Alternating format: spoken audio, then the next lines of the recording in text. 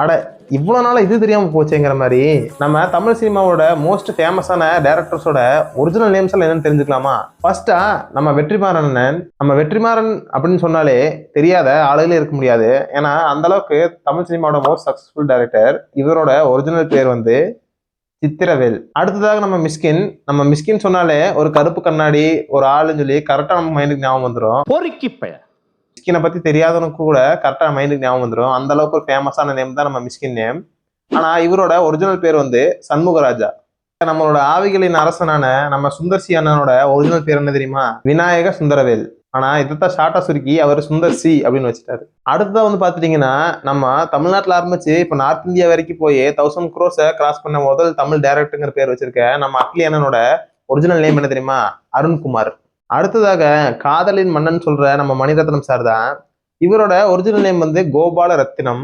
இந்த மணிங்கிற பேரை எங்கிருந்து இவர் நுழைச்சாருன்னு தான் எனக்கும் தெரியல.